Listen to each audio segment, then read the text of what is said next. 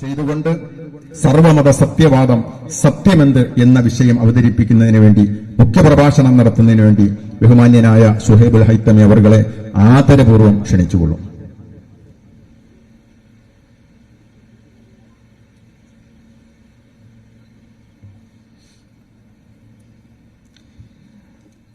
أعوذ بالله من الشيطان الرجيم.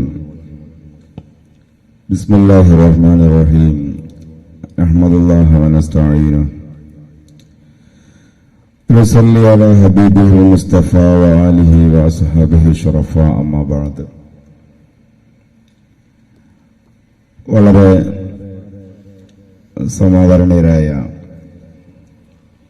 ഈ മഹത്തായ വേദിയിൽ സംബന്ധിച്ചുകൊണ്ടിരിക്കുന്ന ഇതിന്റെ അധ്യക്ഷൻ അവറുകളെ, ഇവിടെ സന്നിഹിതരായ സയ്യിദ് മുത്തുക്കോയത്തങ്ങളൽ ബാഫക്കി അടക്കമുള്ള സാദാത്യങ്ങളെ, എനിക്ക് പരിചയമുള്ളവരും ഇല്ലാത്തവരുമായ ദക്ഷിണ കേരള ജമിയത്തുൽ ഉലമ കൊട്ടാരക്കര താലൂക്കിന്റെയും അതിന്റെ മേൽഘടകങ്ങളുടെയെല്ലാം ബഹുമാനരായ ഉസ്താദുമാരെ, വളരെ പ്രിയങ്കരായ പണ്ഡിത സുഹൃത്തുക്കളെ, സഹോദരങ്ങളെ, പ്രിയപ്പെട്ടവരെ, ഇവിടെ സൂചിപ്പിച്ചതുപോലെ വിചാരിച്ച സമയത്തിനേക്കാൾ കുറച്ച് ലേറ്റായിട്ടാണ് ട്രെയിൻ എത്തിയത്. അതുകൊണ്ടുണ്ടായ ചില സാങ്കേതികത്വങ്ങളാണ്.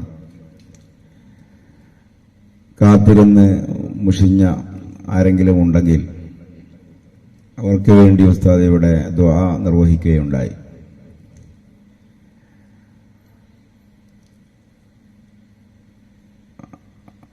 നിങ്ങളുമായി പരിചയപ്പെടാനും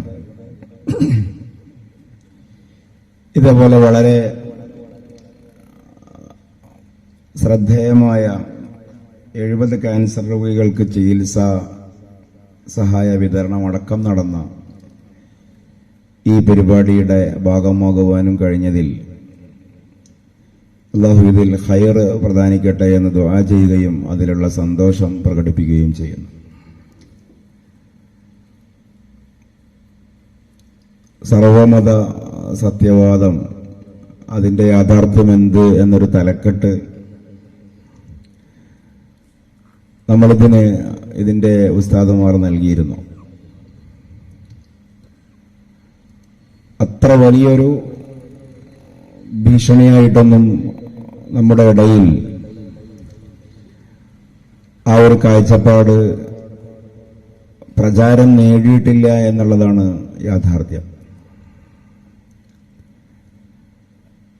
പൊതുവെ മതബോധം എന്ന് പറയുന്ന ഒരു ജാഗ്രത, അല്ലെങ്കിൽ മതബോധം എന്ന് പറയുന്ന ഒരു തിരിച്ചറിവ് പൊതുബോധത്തിനെതിരാണെന്നുള്ള ആസൂത്രിതമായൊരു അട്ടിമറി അല്ലെങ്കിൽ ഒരു പ്രചരണ വേല സമൂഹത്തിൽ വ്യാപകമായി നടക്കുന്നുണ്ട്. മതജീവികളും പൊതുജീവികളും, അതേപോലെ മതബോധവും പൊതുബോധവും, അത് രണ്ടും വിപരീതങ്ങളായിട്ടാണ് പൊതുവെ അവതരിപ്പിക്കപ്പെടുന്നത്. പൊതുമേഖലയുമായി ബന്ധപ്പെട്ട, ഗവൺമെന്റുമായി ബന്ധപ്പെട്ട, നാം കലാ സാഹിത്യ മേഖലകൾ എന്നൊക്കെ പറയുന്ന പൊതുവെ സമൂഹത്തിൽ ശബ്ദവും സ്വീകാര്യതയും വർദ്ധിച്ച ആളുകളൊക്കെ ഇടപെടുന്ന മേഖല, അത് പൊതുമേഖലയും ഒന്നുകൂടി ചരിത്രവും ഭാവിയുമൊക്കെ ആലോചിച്ചുകൊണ്ട് ധാർമ്മിക വ്യവസ്ഥയുടെ അല്ലെങ്കിൽ ധാർമ്മിക ബോധത്തിന്റെ പ്രാധാന്യമൊക്കെ ഊന്നിക്കൊണ്ട് സംസാരിക്കുന്ന ആളുകൾ ഈ കാലഘട്ടത്തോട് ചേരാത്ത മതജീവികളുമാണ് എന്നുള്ളതാണ് അതിന്റെ ഒരു ലൈൻ. നമുക്കറിയാമത്. ഈ ഗ്യാപ്പ് പരിഹരിക്കാൻ പരിശുദ്ധ ഇസ്ലാമാണ് മതബോധം എന്നതുകൊണ്ട് പൊതുവെ ലോകത്തിന്റെ എല്ലാ ഭാഗത്തും വിമർശകരും നിരൂപകരും കൊണ്ടുപോയി വെക്കാറുള്ളത്. മതവിമർശനം എന്ന് പറയുന്നതിന് തന്നെ ഇസ്ലാം വിമർശനം എന്നുള്ളതാണ്, അല്ലെങ്കിൽ ഇസ്ലാം വിമർശനം എന്നുള്ളതാണ് അതിന്റെ പ്രായോഗികമായ അർത്ഥം. അപ്പോൾ ഈ പൊതുജീവിതത്തിന്റെ ഭാഗം ആയി വരുന്ന മുസ്ലിം സഹോദരിമാർക്ക് അവരനുഭവിക്കുന്ന ചില വൈഷമ്യങ്ങൾ, അവരുടെ മോശവുമായി ബന്ധപ്പെട്ട, വിശ്വാസവുമായി ബന്ധപ്പെട്ട, അവരുടെ കരുതലുകളുമായി ബന്ധപ്പെട്ട, മാറി നിർത്തങ്ങളുമായി ബന്ധപ്പെട്ട കാര്യങ്ങളൊക്കെ പരിഹസിക്കപ്പെടുമ്പോൾ അതിന് പരിഹാരമെന്നോണം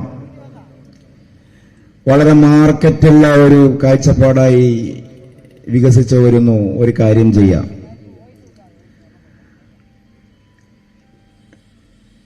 ഇസ്ലാം തെറ്റാണെന്ന് നമ്മൾ പറയണ്ട. അതേസമയം എല്ലാവർക്കും സ്വീകാര്യമായ തരത്തിൽ ഈ ഇസ്ലാമിനെ നമുക്ക് ഒന്ന് അയവ് വരുത്തി, മൃദുലതപ്പെടുത്തി, അതിനെ വളരെ ഒരു അപ്ഡേറ്റഡ് വേഷനായിട്ട് നമുക്ക് പരിചയപ്പെടുത്താം. ഈ തരത്തിലുള്ള ഒരു സമീപനമാണ് നമ്മുടെ നാട്ടിൽ നടന്നുകൊണ്ടിരിക്കുന്ന ഇസ്ലാമിന്റെയും മുസ്ലിമിന്റെയും ഭാഗമായി പ്രവർത്തിച്ചുകൊണ്ടിരിക്കുന്നവരുടെ സർവമത സത്യവാദത്തിന്റെ ഒരു ബേസ്. അപ്പൊ സ്വാഭാവികമായി ക്രൈസ്തവ, ഹൈന്ദവ അല്ലെങ്കിൽ നിർമ്മത, നിരീശ്വരവാദ സമൂഹങ്ങളുമായി നമുക്ക് മാനുഷികമായി നല്ല ബന്ധമാണുള്ളത്, വ്യക്തിപരമായി നല്ല സൗഹൃദമാണുള്ളത്. പക്ഷെ അതിനപ്പുറം ആശയപരമായി ഹൈന്ദവ തത്വ ദർശനങ്ങളിൽ ഏതൊക്കെ നമുക്ക് അംഗീകരിക്കാൻ കഴിയും, ക്രൈസ്തവ വേദങ്ങളിൽ നിന്ന് ഏതിനെയൊക്കെ നമുക്ക് അംഗീകരിക്കാൻ കഴിയും, ഇസ്ലാം മുന്നോട്ട് വെക്കുന്ന ആധ്യാത്മികമായ കാഴ്ചപ്പാട് ഏതൊക്കെ അളവിൽ ഹൈന്ദവത മുന്നോട്ട് വെക്കുന്ന സനാതന ദർശനങ്ങളുമായി പൊരുത്തപ്പെട്ട് കിടക്കുന്നു, ബൈബിളിനെ ഇഞ്ചിയിലാക്കുവാൻ, പുതിയ നിയമങ്ങളെ ഇഞ്ചിയിലാക്കുവാനും പഴയ നിയമങ്ങളെ തോറത്താക്കുവാനും എന്തെങ്കിലും പഴുതുകളുണ്ടോ എന്നിത്യാദി കാര്യങ്ങളിലുള്ള ഗവേഷണമാണ് വളരെ സജീവമായി നടന്നുകൊണ്ടിരിക്കുന്നത്. പതിനായിരക്കണക്കിന് ലക്ഷക്കണക്കിന് മുസ്ലിം സഹോദര സഹോദരിമാർ അതിൽ ആകൃഷ്ടരാണ്. അതേസമയം ആഗോളതലത്തിലുള്ള, ഞാൻ ആ ഭാഗത്തേക്ക് പോകുന്നില്ല, ഒരു വാക്കിന് പറഞ്ഞാൽ ഒരു സർവമത സത്യവാദമുണ്ട്. സിൻക്രറ്റിസം അല്ലെങ്കിൽ പെരിനിയൽ ഫിലോസഫി എന്നൊക്കെ പറയുന്ന ലോകത്തെ എല്ലാ മതങ്ങളിൽ നിന്നും എല്ലാ തത്വവിചാരങ്ങളിൽ നിന്നും ആധുനിക ലോക സാമൂഹിക വീക്ഷണത്തോട് പൊരുത്തപ്പെടുന്ന കാര്യങ്ങൾ മാത്രം സ്വാംശീകരിച്ചെടുത്തുകൊണ്ട് എല്ലാ മതങ്ങളിൽ നിന്നും ആളുകൾക്ക് ഉൾക്കൊള്ളാൻ കഴിയുന്ന വശങ്ങൾ മാത്രം അടർത്തിയെടുത്തുകൊണ്ട് ഒരു പുതിയ കാഴ്ചപ്പാടുണ്ടാക്കുക, എല്ലാവർക്കും അംഗീകരിക്കാൻ കഴിയുന്ന ഒരു ദൈവസങ്കല്പം ഉണ്ടാക്കുക. അതിനാണ് പ്രിസ്ക തിയോളജി എന്ന് പറയുന്നത്.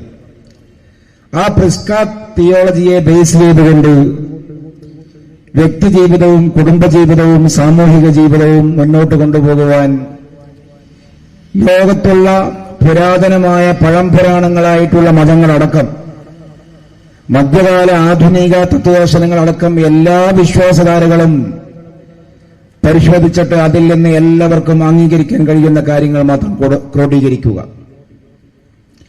ഈ കാഴ്ചപ്പാട് പടിഞ്ഞാറൻ ലോകത്ത് പണ്ടേ ഉണ്ട്. ആ കാഴ്ചപ്പാടിന്റെ ചെറിയൊരു വേഷനാണ് ഇവിടെ നടന്നുകൊണ്ടിരിക്കുന്നത്. അതിന്റെ പ്രശ്നം, വ്യക്തിക്ക് ആത്മാഭിമാനമുള്ളതുപോലെ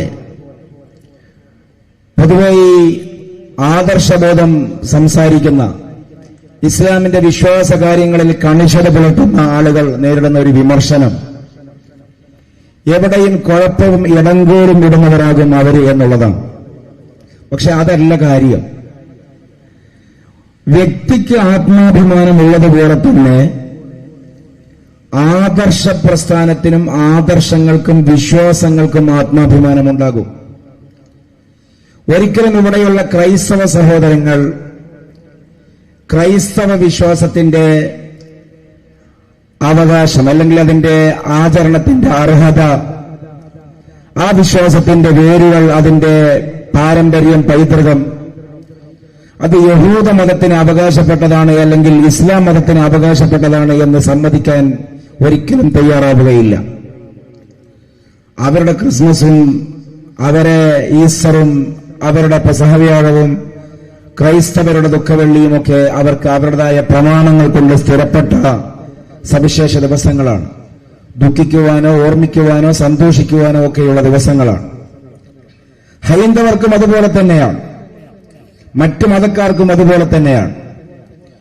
ഇത് ഓരോ വിശ്വാസികൾക്കും അവരവരുടെ വിശ്വാസപരമായ തന്മയും തന്മയത്വവും അതിന്റെ ഫണ്ടമെന്റലായ കാര്യങ്ങൾ അതേപടി നിലനിർത്തിക്കൊണ്ട് തന്നെ മാനുഷികമായിട്ടുള്ള സൗഹൃദത്തിനും മാനുഷികമായിട്ടുള്ള സഹവർത്തനത്തിനും സാധിക്കുന്ന ഒരു സാഹചര്യം ഉണ്ടാക്കുക എന്നുള്ളതാണ് മതേതരത്വം കൊണ്ട് വിവക്ഷിക്കപ്പെടുന്നത്.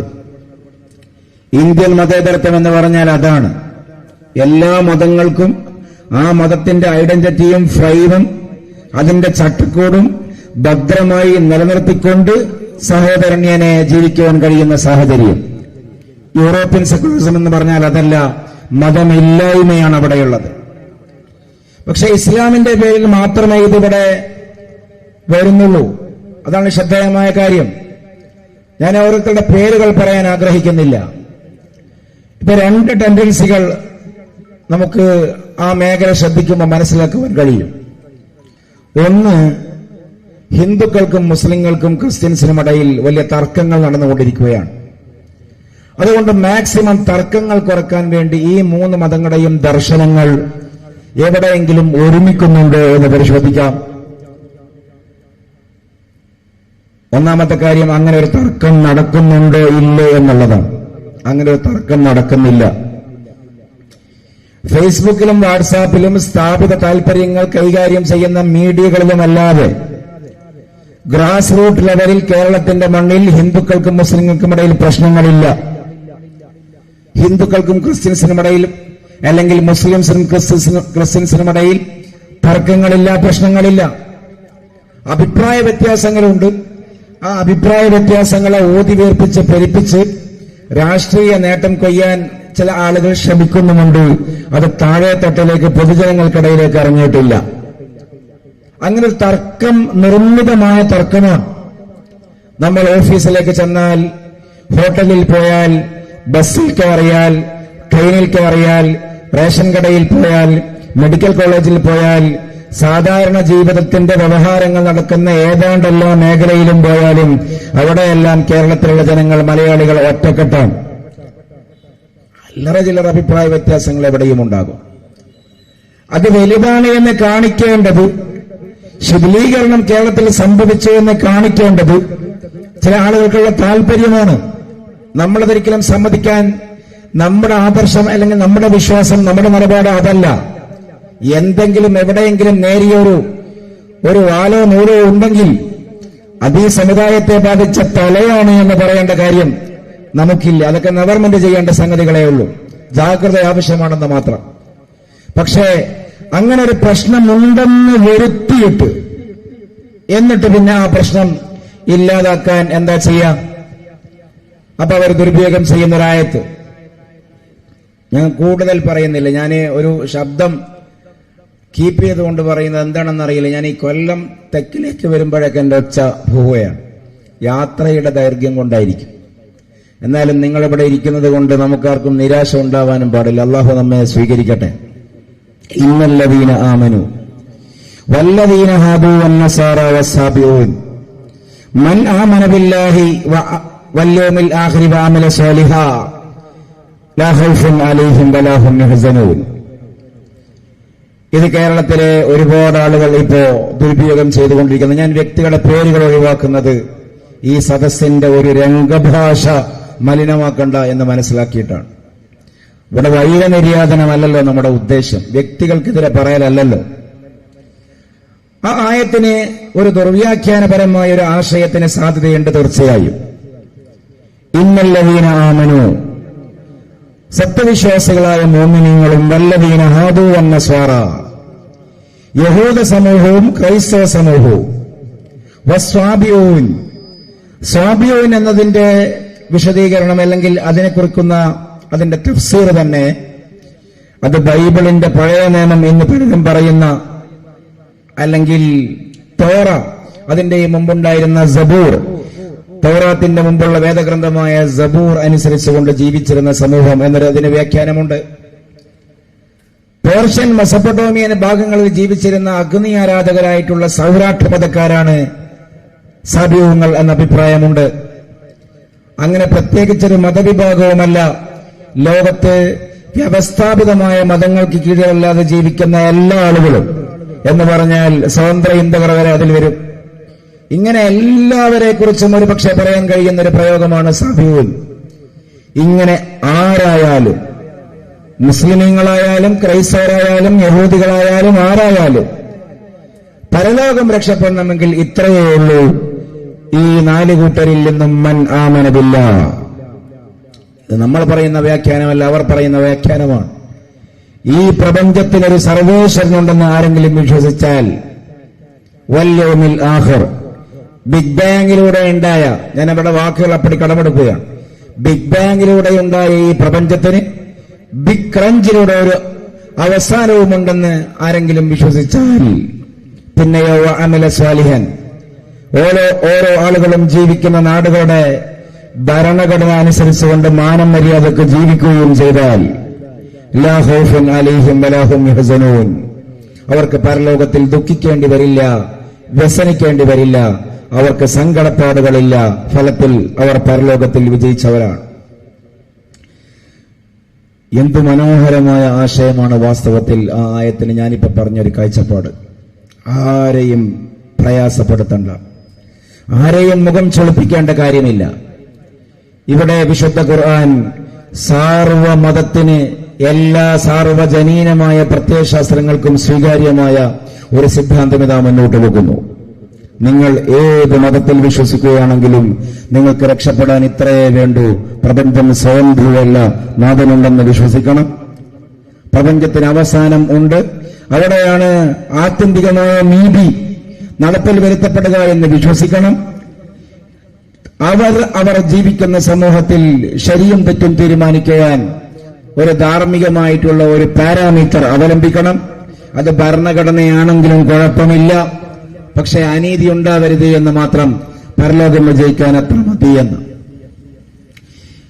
അതൊരു ദുർവ്യാഖ്യാനമാണ് എന്ന് നമ്മൾ വിശദീകരിച്ച് പറയേണ്ട കാര്യമില്ല. കാരണം യഹൂദികൾക്കിടയിലേക്കും നസാറാക്കൾക്കിടയിലേക്കുമാണ് ഇസ്ലാം പറയാൻ ആര് ചെന്നത്? മുഹമ്മദ് റസൂൽ കരീം സല്ലല്ലാഹു അലൈഹി വസല്ലം ചെന്നത്. പ്രവാചകൻ ഈ വചനം കൊണ്ട് ഇതാണ് ഉദ്ദേശിച്ചതെങ്കിൽ പിന്നെ എന്തിനാണ് ഖൈബർ യഹൂദികളുമായി യുദ്ധമുണ്ടാകുന്നത്? പിന്നെ എന്തിനാണ് ക്രൈസ്തവ നജറാനി സംഘവുമായിട്ട് വാദപ്രതിവാദമുണ്ടാകുന്നത്? പിന്നെ എന്തിനാണ് ശാസ്ത്രവം? പിന്നെ എന്തിനാണ് ബഹിഷ്കരണം?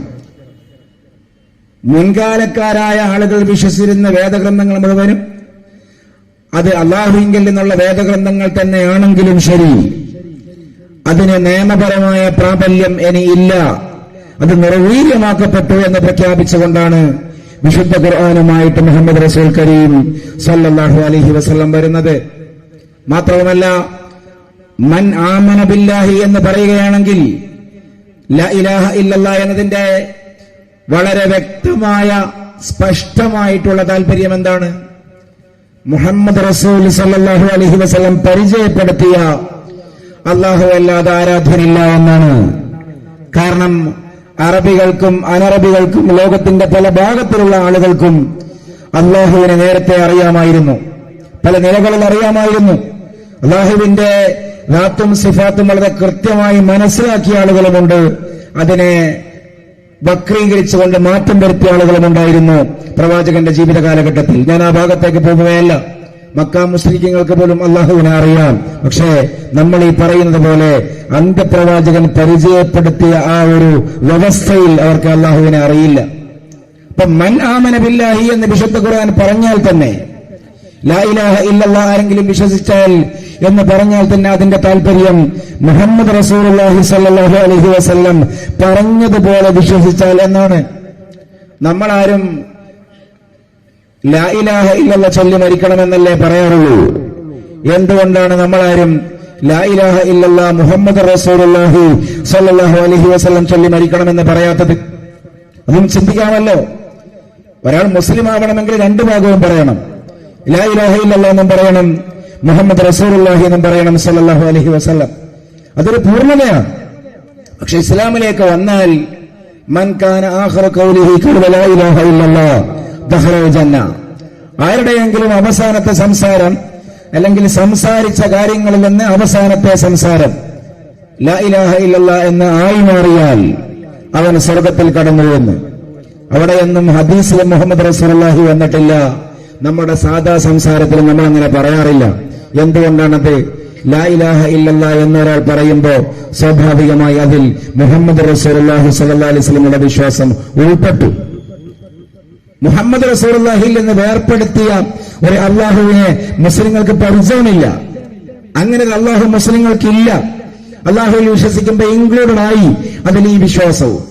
അപ്പൊ സ്വാഭാവികമായി മൻ ആമന ബില്ലാഹി വഅമല സാലിഹൻ അല്ലെങ്കിൽ മൻ ആമന ബില്ലാഹി വൽ യൗമിൽ ആഖിർ എന്ന് പറഞ്ഞിടത്തുള്ള അള്ളാഹുവിലുള്ള വിശ്വാസത്തിൽ മുഹമ്മദ് റസൂലുള്ളാഹി സ്വല്ലല്ലാഹു അലൈഹി വസല്ലം തീർച്ചയായും പെട്ടിരിക്കുന്നു. അതിനെ ഞാൻ കൂടുതൽ വിശദീകരിക്കേണ്ട കാര്യം തന്നെയില്ല. ഭരണഘടന അനുസരിച്ചുകൊണ്ട് ജീവിക്കുക എന്നൊക്കെ ദുർവ്യാഖ്യാനിച്ചാൽ ലോകത്തെ ഏത് രാജ്യത്തിന്റെ ഭരണഘടനയാണ് പാലിക്കേണ്ടത്? യുഎൻഒക്ക് ഒരു ഭരണഘടനയുണ്ടോ? ഇല്ല. ലോകത്തെ എല്ലാ സമൂഹവും യുഎൻഒയെ ഇനി അങ്ങനെ ഉണ്ടെങ്കിലും അംഗീകരിക്കുന്നുണ്ടോ? ഇന്ത്യയിലെ ഭരണഘടന അവിടെ നേരത്തെ പറഞ്ഞു എന്ന് ഞാൻ വിശ്വസിക്കുന്നു. ബ്രിട്ടീഷ് ഭരണഘടനയും അമേരിക്കൻ ഭരണഘടനയും ഫ്രഞ്ച് ഭരണഘടനയും ഒക്കെ എടുത്ത് പരിശോധിച്ചിട്ട് അതിൽ നിന്ന് ഏറ്റവും നല്ല വശങ്ങളാണ് ഇന്ത്യൻ ഭരണഘടനയിൽ, നമ്മുടെ നാടിന്റെ മഹിതമായ ഭരണഘടനയിൽ ഇതിന്റെ ശില്പികൾ പിൻ ചെയ്ത് വെച്ചിട്ടുള്ളത്. ഓരോ നാട്ടിലും ഓരോ നിയമമല്ലേ? അത് കേവലം ഈ സർവമത സത്യവാദികൾക്ക് മാത്രമല്ല അത് മറുപടിയാകുന്നത്. സ്വതന്ത്ര ചിന്തകരായ എക്സ് മുസ്ലിങ്ങളായ ധാരാളം സഹോദര സഹോദരിമാർ പറയുന്നുണ്ട് ഇതേ ആർഗ്യുമെന്റ്. അവർക്ക് സർവമത സത്യവാദമല്ല വെളുപ്പിച്ചെടുക്കേണ്ടത്, മറിച്ച് വിശുദ്ധ ഖുർആനും ഹദീസും അനുസരിച്ചുകൊണ്ട് തന്നെ ജീവിക്കണമെന്ന് പറയേണ്ടതില്ല. ഒരു സമൂഹത്തിന് മാനം മര്യാദക്ക് ജീവിച്ചു പോകാൻ ശാസ്ത്രാവബോധവും ഭരണഘടനയും മതിയെന്ന് പറയുന്ന എത്ര ആണുങ്ങളുണ്ട് നമുക്കിടയിൽ? എത്ര ചെറുപ്പക്കാരുണ്ട്, എത്ര ചെറുപ്പക്കാരികളുണ്ട്? അവരുടെ കൂടെ അറിവിലേക്ക് നമുക്ക് ചോദിക്കുവാൻ കഴിയും. ലോകത്തെ ഏത് രാജ്യത്തിന്റെ ഭരണഘടന വെച്ചുകൊണ്ടാണ് സമൂഹം മുന്നോട്ട് പോവുക? തർക്കം വരില്ലേ? ഇപ്പൊ ആഗോള പോരെന്ന് പറയുന്ന സങ്കല്പമാണല്ലോ ഉള്ളത്. സംസ്ഥാനത്തിന്റെയും രാഷ്ട്രത്തിന്റെയും അതിരുകൾക്ക് പുതിയ കാലത്ത് പ്രസക്തിയില്ല.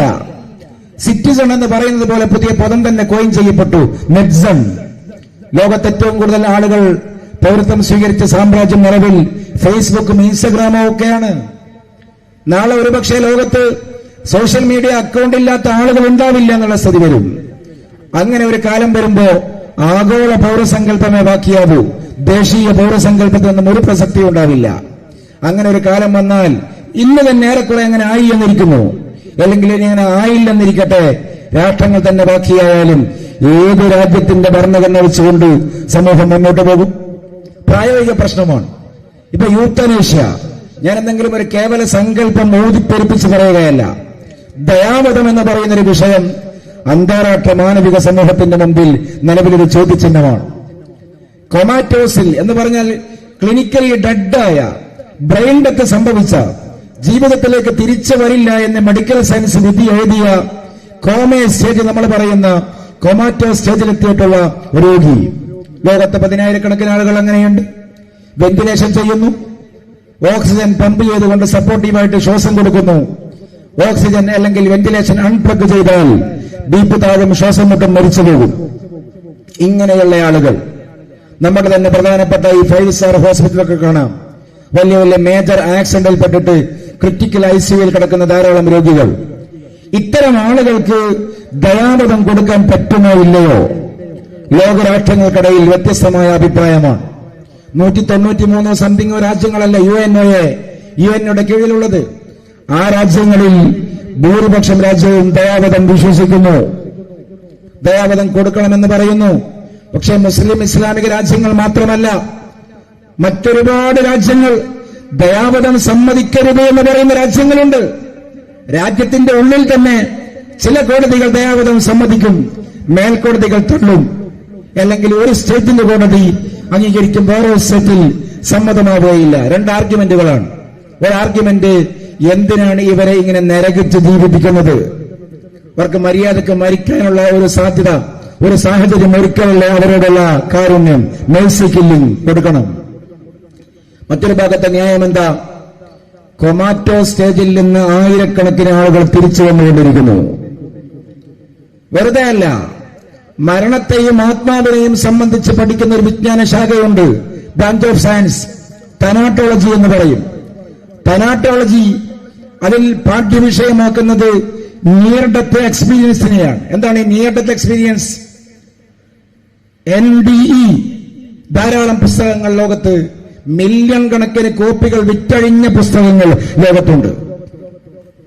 മില്യൺ കണക്കിന് കോപ്പികൾ വിറ്റഴിഞ്ഞ പുസ്തകം. നമ്മൾ സക്കറാത്ത് എന്നൊക്കെ ഒരുപക്ഷെ പറയുന്നതിനെ കുറിച്ചാണ് നിയർ ഡെത്ത് എക്സ്പീരിയൻസ് എന്ന് പറയുന്നത്. അതിൽ അവർ ഇന്റർവ്യൂ ചെയ്യുന്നത്, ചോദ്യങ്ങൾ തയ്യാറാക്കിയിട്ട് മറുപടികൾ ക്രോഡീകരിക്കുന്നത് കോമ സ്റ്റേജിൽ നിന്ന് തിരിച്ചു വന്ന രോഗികളോട് പോലുമാണ്. തനാട്ടോളജി, ആ ഭാഗം ഒന്ന് ശ്രദ്ധിച്ചാൽ മതി. മില്യൺ കണക്കിന്. അത്ഭുതം തോന്നും. ഇപ്പൊ എന്റെ ഈ ഫോണിൽ തന്നെ ഞാനിപ്പോ ചിലയിടത്ത് അത് കാണിക്കാറുണ്ട്. ചിലർക്ക് ഈ കാര്യങ്ങളൊന്നും വിശ്വാസം വരില്ല.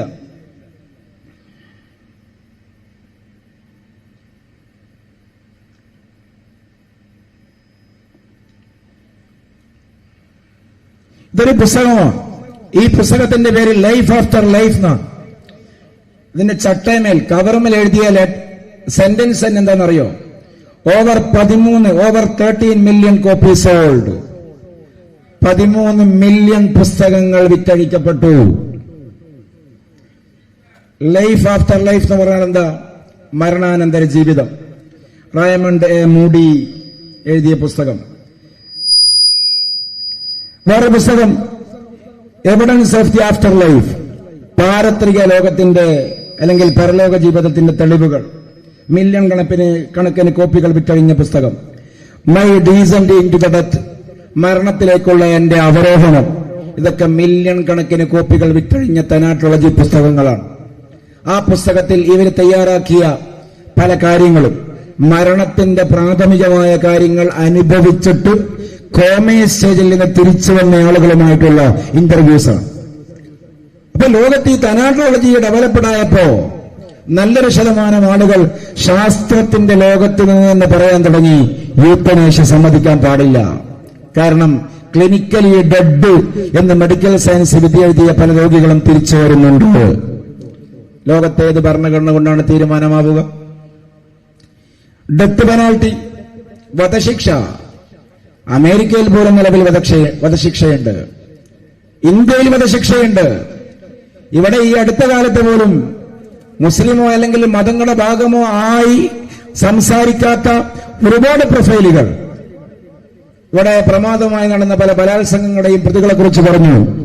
ഒറ്റ വിചാരണയ്ക്ക് ശേഷം തൂക്കിക്കൊല്ലുകയാണെങ്കിൽ ഇതേപോലെയുള്ള പ്രശ്നങ്ങൾ സംഭവിക്കുകയില്ല. ഇവിടെ എത്ര ആളുകൾ ചാനലുകൾ വെച്ച് പറയുന്നു, മുസ്ലിങ്ങളല്ലാത്ത ആളുകൾ തന്നെ വധശിക്ഷയാണ് വേണ്ടത്. കാര്യം പറഞ്ഞാൽ സൗദിയിലെ പീനൽ കോഡാണ് വേണ്ടത് എന്ന് പോലും പറയുന്ന സെക്യുലറിസ്റ്റുകൾ ഈ നാട്ടിൽ ഒരുപാടുണ്ട്. വധശിക്ഷ നല്ലതാണ്, മാതൃകയാണ്. കൂടുതൽ പേരെ വധിക്കേണ്ടി വരാതിരിക്കാൻ ചിലരെ വധിച്ചാൽ മതിയല്ലോ. മാതൃകയായിട്ട് വധശിക്ഷ നല്ലതാണ് എന്ന് പറയുന്ന കാഴ്ചപ്പാടാണ് ലോകത്തേറ്റവും എലൈറ്റായ കാഴ്ചപ്പാട് 2025-ലും. എന്നാൽ വേറെ കുറെ പുരോഗമനവാദം എന്ന് പറഞ്ഞുകൊണ്ട് സ്വയം വിശേഷിപ്പിക്കുന്ന സമൂഹം അതിനെ എതിർക്കുന്നു. ഇപ്പൊ കൗൺസിലിംഗ് ഉണ്ട്. മനഃശാസ്ത്രപരമായി കുറ്റവാളികളെ അവരുടെ കുറ്റങ്ങളിൽ നിന്ന് ദൂരീകരിച്ചുകൊണ്ട് ശുദ്ധീകരിക്കുവാനുള്ള ടെക്നിക്കുകളുണ്ട്, ഹീലിംഗുകളുണ്ട്.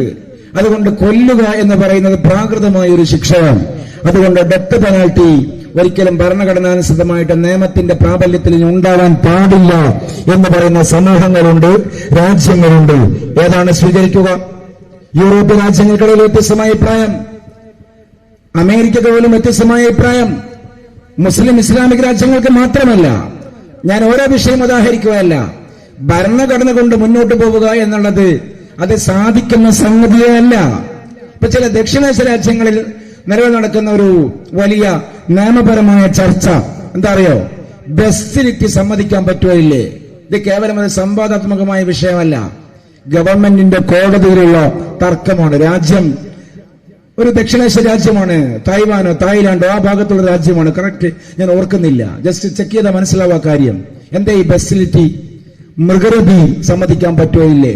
കോടതിയിൽ കേസ്. അപ്പൊ വളർത്തുമൃഗങ്ങളുമായി ലൈംഗിക ബന്ധത്തിൽ ഏർപ്പെടാൻ നിയമപരമായി സമ്മതം തരണമെന്ന് വാദിക്കുന്ന ആളുകൾക്ക് ന്യായമുണ്ട്. എന്താ ന്യായം? ഞാനും എന്റെ വീട്ടിലുള്ള വളർത്തുപട്ടിയും തമ്മിൽ സെക്ഷൽ ഇന്റർകോഴ്സിൽ ഏർപ്പെട്ടപ്പോ എനിക്കുണ്ടായ ആനന്ദം പോലെയുള്ള ആനന്ദം പട്ടിക്കുമുണ്ടായി, പട്ടി എന്നെയും ഹഗ് ചെയ്തിട്ടുണ്ട് എന്ന് പോലും കോടതിയിൽ ആർഗ്യുമെന്റ് വന്നിട്ടുണ്ട്. ഞാൻ പട്ടിയെ കെട്ടിപ്പിടിച്ച പോലെ പട്ടി എന്നെയും ആലിംഗനം ചെയ്യാൻ ശ്രമിച്ചിട്ടുണ്ട്. അപ്പൊ എനിക്കും അത് സമ്മതമാണ്, പട്ടിക്കും കൺസെന്റ് ഉണ്ടെന്നല്ലേ മനസ്സിലാക്കാൻ പറ്റുന്നത്. അതുകൊണ്ട് മൃഗരതി സമ്മതിക്കണമെന്ന് പറയുന്ന ആർഗ്യുമെന്റ് ലോകത്തുണ്ട്. എന്നാൽ ലോകത്തുള്ള പല പരിഷ്കൃത രാജ്യങ്ങളും പറയുന്നു മൃഗങ്ങൾക്ക് സമ്മതമുണ്ടെങ്കിലും ഇല്ലെങ്കിലും അത് സംസാരിക്കുന്നില്ലല്ലോ.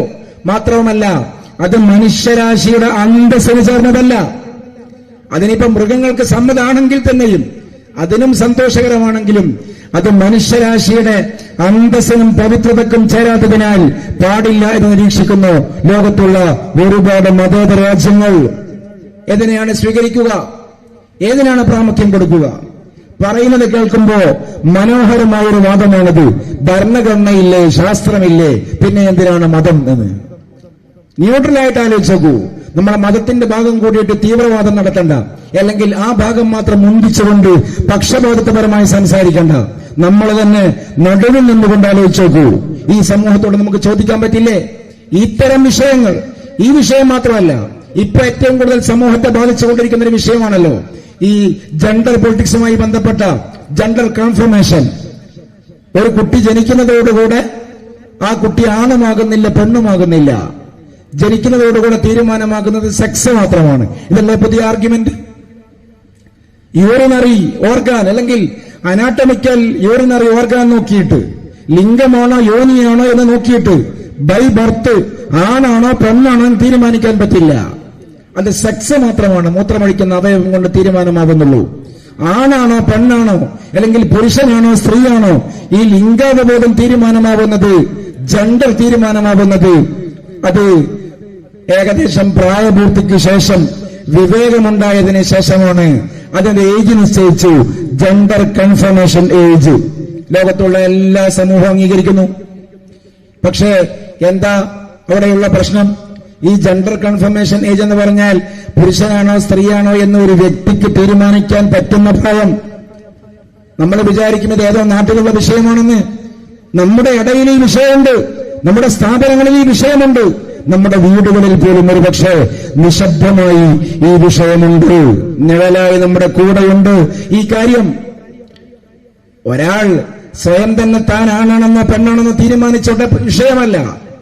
വ്യക്തിക്കെന്തിനും സ്വാതന്ത്ര്യമുണ്ട്. പക്ഷേ ജന്മനാ ബൈ ബർത്ത് പുരുഷനാണെന്നും സ്ത്രീയാണെന്നും തീരുമാനമാകുന്നില്ല. മറിച്ച് ഇന്ത്യയിൽ 18 വയസ്സാകുമ്പോഴാണ് തീരുമാനമെടുക്കാനുള്ള സ്വാതന്ത്ര്യം. ജെൻഡർ കൺഫർമേഷൻ ഏജ് എന്ന് പറയുന്നത് 18 വയസ്സാണ്. ഈ ഒരു സിദ്ധാന്തം ഒന്നുകൂടി ഒരു സാമൂഹികമായി മാറിയാൽ നമ്മുടെ ക്ലാസ് മുറികളിലൊന്നും ആൺകുട്ടികളും പെൺകുട്ടികളും ഉണ്ടാവുകയില്ല. ക്ലാസ് മുറികളിൽ കുട്ടികളെ ഉണ്ടാവുകയുള്ളൂ. ആൺകുട്ടിക്ക് വേറെ ഹാജർ പട്ടികയിൽ കോളം, പെൺകുട്ടിക്ക് വേറെ കോളം. അതൊക്കെ പഴയ രീതിയാകും. ഇനി സ്റ്റുഡൻസിന്, പീപ്പിൾസിന് ഒറ്റ ഒരു കോളമേ ഉണ്ടാവുകയുള്ളൂ. സർവനാമങ്ങൾ പോലും ഉപയോഗിക്കുന്നിടത്ത് ചർച്ചകൾ വന്നുകൊണ്ടിരിക്കുന്നു. ഹി എന്നും ഷീ എന്നും കുട്ടികളെ വിളിക്കാൻ പാടില്ല. കാരണം ഹി എന്ന് വിളിക്കുന്ന കുട്ടിയുടെ ഉള്ളിൽ ഒരുപക്ഷെ ഉണ്ടാവുക ഷീനസ് ആണല്ലോ. കാണുമ്പോൾ പുരുഷനായിരിക്കും, ആൺകുട്ടിയായിരിക്കും, പക്ഷെ മനസ്സിൽ ഒരുപക്ഷെ സ്ത്രൈണത ഉണ്ടാവുമല്ലോ. അതുകൊണ്ട് അവൻ എന്ന് വിളിക്കണ്ട, അവൾ എന്ന് വിളിക്കണ്ട. കാരണം അവൾ എന്ന് വിളിക്കപ്പെടുന്ന ഉടലിന്റെ ഉള്ളിൽ ചിലപ്പോൾ ഒരു അവനത്വമാണ് ഉണ്ടാവുക, മനസ്സാ. അതുകൊണ്ട് ഹീയും വിളിക്കണ്ട, ഷീയും വിളിക്കണ്ട. പിന്നെ നമ്മൾ ചട്ടമ്പി സ്വാമികൾ എന്ന് പറഞ്ഞതുപോലെ ദേ എന്ന് വിളിക്കാം. ഇതാണ് പുതിയ ന്യായം. ചട്ടമ്പി സ്വാമികൾ ഒരാളല്ലേ ഉള്ളൂ, പക്ഷേ റെസ്പെക്റ്റീവ് പ്ലൂറലായി ബഹുമാനിച്ചിട്ട് ബഹുവചനം പറയുന്നത് പോലെ, ചട്ടമ്പി സ്വാമികൾ എന്നാക്കുന്നത് പോലെ അവൻ എന്നും പറയണ്ട, അവൾ എന്നും പറയണ്ട, അവർ എന്ന് പറയാം. ഞങ്ങളുടെ മലബാർ ഭാഗത്തൊരു പ്രയോഗമുണ്ട്, ഓറ് എന്നാണ് പറയുക. വലിയ വലിയ ഉസ്താദുമാരെ പറ്റി ഓർ എന്നൊരു പ്രയോഗമുണ്ട്. തമിഴ് ഭാഷയായ തമിഴ് ടേമായ യാർ, അതാണ് യോറായി മാറിയത്. മുസ്ലിയാർ എന്നൊക്കെ പറയുന്നത് അതാണല്ലോ. എന്ന് പറഞ്ഞതുപോലെ ബേ ഉപയോഗിക്കാം. ഈ ആർഗ്യുമെന്റ് വന്നാൽ നോക്കൂ, ഇന്ത്യയിൽ 18 വയസ്സ്, ബ്രിട്ടീഷുകാർ ഭരിച്ചിരുന്ന കോമൺവെൽത്ത് രാജ്യങ്ങളെല്ലാം 18 വയസ്സ്. പക്ഷേ യൂറോപ്പിൽ പോയാലോ 16 വയസ്സ്, അമേരിക്കയിലോ 17 വയസ്സ്, GCCയിലോ 20 വയസ്സ്, അതിൽ തന്നെ ബഹ്റൈനിലോ 21 വയസ്സ്, ചൈനയിലും ഫിലിപ്പീൻസിലും ജപ്പാനിലും തായ്ലാന്റിലും തായ്വാനിലും ദക്ഷിണ കൊറിയയിലും ഉത്തര കൊറിയയിലും ഈ ഭാഗത്തോ 12ഉം 13ഉം വയസ്സ്. ലോകത്തിന്റെ എല്ലാ ഭാഗത്തും സഞ്ചരിക്കുന്ന ഇലോൺ മസ്കിന്റെ അല്ലെങ്കിൽ ആ ഒരു നിലവാരത്തിലുള്ള മില്യണേഴ്സിന് ഏതാണ് ജെൻഡർ കൺഫർമേഷൻ ഏജ്? ഭരണഘടന അനുസരിച്ചുകൊണ്ട് മനുഷ്യർക്ക് ജീവിക്കാൻ കഴിയില്ല കൂട്ടരെ. ആർക്കാണ് അതിൽ സംശയമുള്ളത്? ഇവിടെ അതിൽ സംശയമുള്ളത് ബുദ്ധിയുള്ളവർ എന്ന് സ്വയം വിചാരിക്കുന്ന യുക്തിവാദികൾക്ക് മാത്രമാണ്. എങ്ങനെ സാധിക്കും? ഒരുപാട് ആളുകൾക്ക് ഒരുപാട് രാജ്യങ്ങളിൽ പൗരത്വം കൊടുക്കുന്നില്ലേ? വലിയ വലിയ ആളുകൾക്ക്. ഇതിൽ ഏതാണ് സ്വീകരിക്കുക? ഞാൻ ആ ഭാഗത്തേക്ക് കൂടുതൽ ഇറങ്ങിപ്പോവുകയല്ല. അതായത് മൻ അമില സ്വാലിഹ എന്നുള്ളതിനെ വെളുപ്പിച്ചെടുത്തിട്ട് പുട്ടിയടിച്ചിട്ട് ഭരണഘടന അനുസരിച്ചുകൊണ്ട് ജീവിക്കുക എന്നൊരു വ്യാഖ്യാനം കൊടുത്താൽ തന്നെ ഒരു ചോദ്യം, വളരെ റെലവന്റായ ചോദ്യം അവിടെ കിടക്കുന്നു. ഏത് രാജ്യത്തിന്റെ ഭരണഘടന? അതേ ആളുകൾ വേറെ ആർഗ്യുമെന്റ്, ഞാൻ ഒന്നിൽ തന്നെ വട്ടം ചുറ്റിക്കറങ്ങി നേരം കളയുന്നില്ല. അവിടെ തന്നെ പറഞ്ഞ വേറൊരു കാര്യമാണ്. നമുക്ക് ബൈബിളിന്റെ പുതിയ നിയമത്തെ ഇഞ്ചിയിലാക്കാൻ എന്തെങ്കിലും നിർവാഹമുണ്ടോ? ഞാൻ അധികം പറയുന്നില്ലേ. ബൈബിളിന്റെ പുതിയ നിയമത്തെ എനിക്ക് തോന്നുന്നു ഒരുപാട് ചെറുപ്പക്കാരികൾ ഇത് ആഗ്രഹിക്കുന്നുണ്ട്. നമുക്ക് ബൈബിളിനോട് വിരോധമില്ല, ക്രൈസ്തവ സഹോദരങ്ങളോട് വിരോധമില്ല. പക്ഷേ ഏതെങ്കിലും ഇവിടെയുള്ള ഒരു ക്രൈസ്തവ പുരോഹിതനോട്, ബഹുമാനപ്പെട്ട ക്രൈസ്തവ പുരോഹിതനോട് ഞങ്ങൾ നിങ്ങളുടെ ബൈബിൾ അംഗീകരിക്കാം ഇഞ്ചിയിലായിട്ട്, ഞങ്ങളുടെ ഖുർആനിനെ നിങ്ങൾ വേദഗ്രന്ഥമായി അംഗീകരിക്കുമോ എന്ന് ഔദ്യോഗികമായി ചോദിച്ചാൽ കേരളത്തിൽ എന്താകും പുകില്? എന്തൊക്കെ പ്രശ്നങ്ങളുണ്ടാകും? ബൈബിൾ വേറെയാണ്, ഇഞ്ചിയിൽ വേറെയാണ്, രണ്ടും രണ്ട് തന്നെയാണ്. ബൈബിളിനെ കുറിച്ച് പറയുന്നത് തന്നെ ഇനി ആർക്കെങ്കിലും ഏതെങ്കിലും സഹോദരനോ ഏതെങ്കിലും ഒരു പണ്ഡിത വിദ്യാർത്ഥിക്കോ സംശയമുണ്ടെങ്കിൽ ഈ വിഷയത്തിന്റെ ഒരു സമ്പൂർത്തീകരണം എന്നുള്ള നിലയിൽ തുടങ്ങിയത് പൂർത്തിയാക്കുവാൻ വേണ്ടി പറയട്ടെ. ബൈബിൾ പുതിയ നിയമമോ പഴയ നിയമമോ ഇഞ്ചിയിലുമല്ല തൗറാത്തുമല്ല. ബൈബിളാകെ 76 പുസ്തകങ്ങളല്ലേ ഉള്ളത്. 46 പഴയ നിയമങ്ങളും 27 പുതിയ നിയമങ്ങളും. ഈ 27 പുതിയ നിയമങ്ങളെ കുറിച്ചാണ് വലിയ ചർച്ചകൾ നടക്കുന്നത്. ഒരേതോ ഒരു മൗലവിയാണ് ആദ്യം അത് പറഞ്ഞത്. CH മുസ്തഫ അദ്ദേഹമാണ് ആദ്യമായിട്ട് അത് നമ്മുടെ ഇടയിലേക്ക്, പൊതുജനങ്ങൾക്കിടയിലേക്ക് ചർച്ച കൊണ്ടുവന്നത്. അദ്ദേഹത്തിന് എന്തിന്റെ പ്രേരണയാണെന്ന് എനിക്കറിയില്ല. അദ്ദേഹവുമായി നമുക്ക് വ്യക്തിബന്ധവുമില്ല, അദ്ദേഹത്തോട് പ്രത്യേകിച്ചൊരു സ്നേഹവുമില്ല, പ്രത്യേകിച്ച് സ്നേഹമില്ലായ്മയുമില്ല. പക്ഷേ വിഷയം മനസ്സിലാക്കുമ്പോൾ അതൊരു തെറ്റായ ഫാൾസായ ആർഗ്യുമെന്റാണ്. എന്തുകൊണ്ട്? ക്രൈസ്തവ സഹോദരങ്ങൾക്ക് പോലും വാദമില്ല ബൈബിളിന്റെ പുതിയ നിയമം ജീസസ് ക്രിസ്തുവിന് അവതീർണമായ ഗ്രന്ഥമാണെന്ന്. ക്രൈസ്തവ സഹോദരങ്ങൾക്ക് വാദമുണ്ടെങ്കിലല്ലേ നമ്മളത് അംഗീകരിക്കേണ്ട കാര്യമുള്ളൂ, ചർച്ച ചെയ്യേണ്ട കാര്യമുള്ളൂ. മത്തായി സുവിശേഷം, ലൂക്കോസ് സുവിശേഷം, മാർക്കോസ് സുവിശേഷം, യോഹന്നാൻ സുവിശേഷം, ഈ 4 സുവിശേഷങ്ങളാണല്ലോ പഴയ നിയമത്തിലെ അവര് പറയുന്ന പ്രധാനപ്പെട്ട പുതിയ നിയമത്തിലെ 4 പുസ്തകങ്ങൾ, 4 സുവിശേഷങ്ങൾ. ഈ 4 സുവിശേഷങ്ങളും ഔദ്യോഗിക ബൈബിളാണെന്ന് ക്രൈസ്തവ ലോകം അംഗീകരിക്കുന്നത് ക്രിസ്തബ്ദം 380ന്റെയും 395ന്റെയും ഇടയിൽ നടന്ന കൗൺസിൽ ഓഫ് റോമിലും കൗൺസിൽ ഓഫ് ലിപ്പിയിലും വെച്ചുകൊണ്ടാണ്. എന്ന് പറഞ്ഞാൽ യേശുക്രിസ്തു ജീവിച്ച് മരണപ്പെട്ട് അല്ലെങ്കിൽ അവരുടെ വിശ്വാസപ്രകാരം കുരിശിൽ ക്രൂശിക്കപ്പെട്ട് അതിനുശേഷം 380ന്റെയും 395ന്റെയും കൊല്ലങ്ങൾക്ക് ശേഷമാണ് ക്രൈസ്തവ ലോകം പറയുന്നത് ഈ ബൈബിൾ വേദഗ്രന്ഥമാണെന്ന്. കാരണം ഈ പറയുന്ന മാർക്കോസും ലൂക്കോസും പൗലോസും യോഹന്നാനും ജീവിക്കുന്നത് ക്രിസ്തബ്ദം 30, 35, 40, 45 കാലഘട്ടത്തിലാണ് അവരിത് എഴുതുന്നത്. യേശുവിന്റെ കാലത്തല്ല. പിന്നെ എന്തുകൊണ്ടാണ് അവർ വേദഗ്രന്ഥമായി അംഗീകരിക്കുന്നത് എന്ന് ചോദിച്ചാൽ ക്രൈസ്തവ വിശ്വാസപ്രകാരം ഈ പറയുന്ന സുവിശേഷകർക്ക് ദിവ്യബോധനമുണ്ടായിട്ടുണ്ട്. അതാണ് ക്രൈസ്തവ വിശ്വാസം. യേശുവിന് അവതീർണമായതാണ് പുതിയ നിയമമെന്ന് ലോകത്തെ ക്രൈസ്തവർക്ക് വാദമുണ്ടെങ്കിലല്ലേ ഇസ്ലാമും അതും ഒരു സംവാദത്തിന് സാധ്യതയുണ്ടോ എന്ന് അന്വേഷിക്കേണ്ടതുള്ളൂ. അവര് പോലും പറയുന്നത് ജീസസ് ക്രിസ്റ്റിനല്ല ഈ റെവലേഷൻ ഉണ്ടായത്, മറിച്ച് ജീസസ് ക്രിസ്റ്റിന്റെ അപ്പോസിൽസ് ആയിട്ടുള്ള ഈ സുവിശേഷകർക്കാണ് റെവലേഷൻ ഉണ്ടായിട്ടുള്ളത്, ദിവ്യബോധനം ഉണ്ടായിട്ടുള്ളത്. എന്നിട്ട് യേശുവിന്റെ അരുളപ്പാട്, റോമിന്റെ ചരിത്രം, കൊരിന്ത്യറിന്റെ ചരിത്രം, അന്നത്തെ മിഡിൽ ഈസ്റ്റിന്റെ ചരിത്രം, അതിന്റെ പഴയ നിയമത്തിൽ നിന്ന് മനസ്സിലാക്കിയെടുത്ത കാര്യങ്ങൾ ഇതെല്ലാം കൂട്ടിവെച്ചുകൊണ്ട് 4 പുസ്തകമാക്കി. ഈ 4 പുസ്തകങ്ങൾ എങ്ങനെ ബൈബിളാകും? ഈ 4 പുസ്തകങ്ങൾ, ഈ ബൈബിൾ എങ്ങനെ ഖുർആനാകും? ഈ ബൈബിൾ വിശ്വസിക്കുന്ന ആളുകളെ വിവാഹം ചെയ്യാൻ പോലും പറ്റുമെന്നുള്ള ഫത്വകൾ കേരളത്തിൽ വരുന്നുണ്ട്. ഈ ചർച്ചയ്ക്ക് പ്രസക്തിയുണ്ട്, ഞാൻ വെറുതെ പറയല്ല. വിവാഹം ചെയ്യാൻ പറ്റുമോ ഇല്ലേ എന്നുള്ളത് ആ ചർച്ചയിലേക്ക് ഞാൻ പോകുന്നില്ല. അതേസമയം ആ വിവാഹം ചെയ്യാൻ പറ്റുമോ ഇല്ലയോ എന്ന ചർച്ച, ആ ചർച്ചയുടെ പ്രതലമൊരുങ്ങുന്ന ഒരു ബേസിലാണ് ഈ പറയുന്ന വേദഗ്രന്ഥങ്ങൾ, സുവിശേഷങ്ങൾ. ഇഞ്ചിയിലാകുമെങ്കിൽ അവർ അഹ്ലു കിതാബിൽ പെടുമല്ലോ എന്ന് പെടില്ല. ഇഞ്ചിയിലൊന്ന് വേറെയാണ്, പുതിയ നിയമം ഒന്ന് വേറെയാണ്. ഞാനിത് വെറുതെ പറയുന്നതല്ല. പുതിയ നിയമം ഔദ്യോഗിക ബൈബിളാണെന്ന് ക്രൈസ്തവ മൈത്രാന്മാരുടെ സമ്മേളനത്തിൽ തീരുമാനമാവുന്നത് യേശുക്രിസ്തു ക്രൂശിക്കപ്പെട്ടതിന് 380 കൊല്ലത്തിന് ശേഷമാണ്. ചരിത്രം അങ്ങനെയല്ലേ പറയുന്നത്? പിന്നെ ഏതാണ് ബാക്കി 23 പുതിയ നിയമങ്ങൾ? പൗലോസിനെ പോലെയുള്ള ആളുകൾ എഴുതിയ, ലോകത്തിന്റെ പല ഭാഗത്തേക്കും ക്രിസ്ത്യൻ പ്രചരണത്തിന് വേണ്ടി അയച്ചു കൊടുത്തിട്ടുള്ള ലഘുലേഖകളും പുസ്തകങ്ങളും കത്തുകളും ഒക്കെയാണ് ബാക്കിയുള്ള 23 പുതിയ നിയമങ്ങൾ. CH മുസ്തഫയുടെ ഒരു അഖിലലോക പൊട്ടത്തരമുണ്ട്. വിഡ്ഢിത്തത്തെ വേറെ പേരിട്ട് വിളിക്കാൻ നിർവാഹമില്ലല്ലോ. ഇതാണ് അദ്ദേഹം പറയുന്നറിയോ?